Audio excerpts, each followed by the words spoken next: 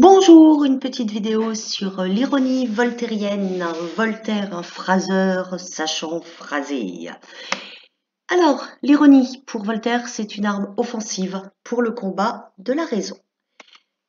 De Socrate à Voltaire, en fait, de l'Antiquité au XVIIIe siècle, et aujourd'hui encore assurément, on pratique l'ironie. Donc, l'ironie vient du grec eroneia, qui veut dire interrogation. C'est une action d'interroger en feignant l'ignorance et dans le but de discréditer le raisonnement du locuteur à l'oral ou de l'énonciateur à l'écrit. Donc l'ironie, c'est une véritable méthode socratique, donc de Socrate, qui déjoue la prétention de ses interlocuteurs pour en faire surgir leur ignorance. Je vous invite à consulter les dialogues de Platon. Platon ou Socrate? Eh oui, si, Platon, c'est l'élève de Socrate. L'ironie, l'arme du polémiste, donc polémos, partir en guerre. On raille, on se moque, on brocarde, on satirise, se gausser, plaisanter, discréditer, ridiculiser, se gaudir. Dans son acception actuelle, l'ironie est un ensemble de procédés stylistiques qui visent à railler un discours. Et évidemment, l'ironie est une arme extraordinaire pour lutter contre la censure. Ce qu'il importe de retenir, l'ironie, c'est affirmer le contraire de ce que l'on veut faire entendre dans le but de railler. Les secrets de l'ironie. L'ironiste doit établir une connivence avec le lecteur. Donc effectivement, il faut mettre en place une véritable complicité entre trois actants. Un énonciateur, une cible et un destinataire. Enfin, concrètement, comment ça marche? Voltaire, dans Candide, met en scène un personnage naïf, personnage éponyme Candide, ainsi qu'un philosophe au raisonnement plus que douteux, Pangloss. Donc on a deux anti-héros et on a un narrateur anonyme. Ce narrateur anonyme permet de mettre de la distance entre son propos de Voltaire, et les propos de ces deux personnages, donc le naïf et le philosophe douteux. La focalisation dans Candide est interne. Elle est interne et sur le personnage de Candide. Ça veut dire qu'en fait, on voit tout ce qui se passe à travers les yeux de Candide.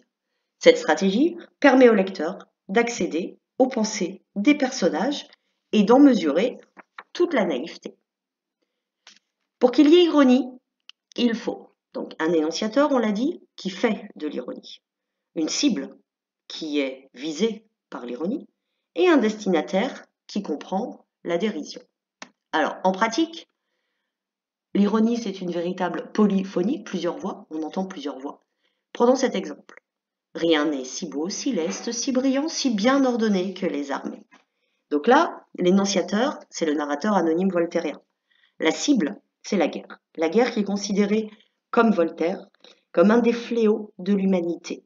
La guerre est l'expression la plus manifeste de l'existence du mal sur la Terre. Le destinataire, eh bien c'est nous. On comprend effectivement que Voltaire déjoue la philosophie optimiste de Leibniz. Et pour décoder l'ironie, il faut, bien entendu, être attentif au contexte. Voltaire recourt à tous les procédés de l'ironie, les figures d'atténuation ou d'amplification. La litote.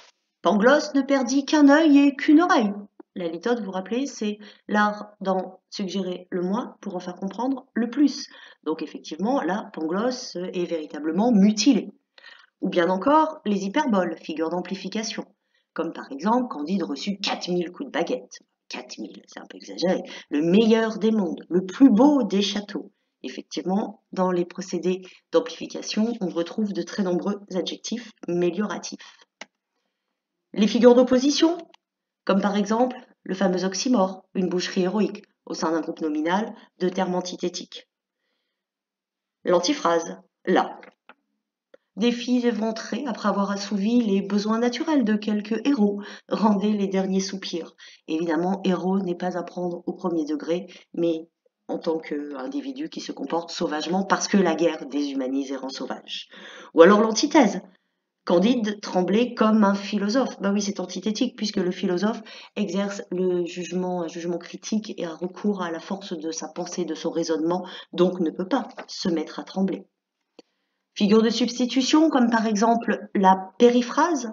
Les appartements d'une extrême fraîcheur dans lesquels on n'était jamais incommodé du soleil, oui, effectivement, on tourne autour de la notion de prison, assurément. Périphrase, tourner autour. La figure d'analogie, comme la métaphore.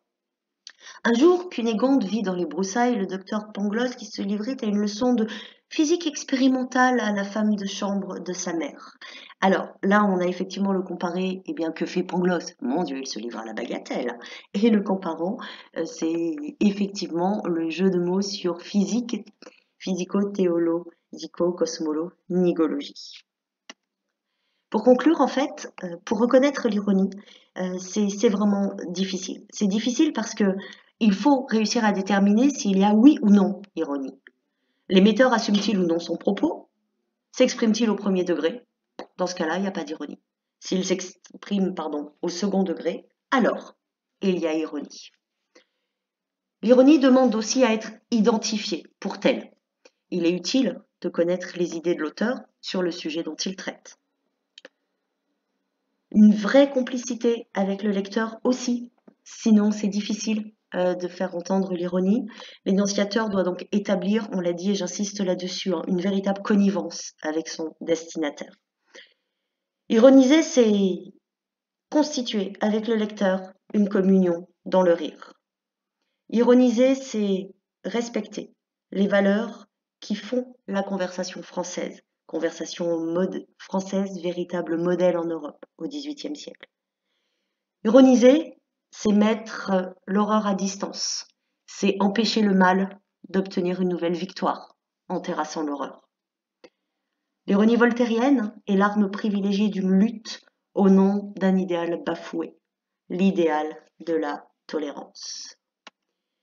Ça va? Vous avez suivi? Donc, leçon expérimentale, comme Pangloss.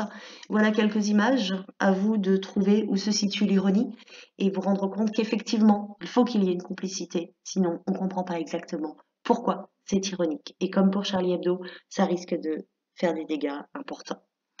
Et puis, si on ne décode pas l'ironie, eh bien, on n'accède pas à la gourmandise, à la succulence de ce texte extrêmement éloquent de Montesquieu, qui est basé entièrement sur la figure de l'ironie, assurément. Voilà, j'espère que ça vous a plu, portez-vous bien et à très bientôt pour de nouvelles aventures. Au revoir.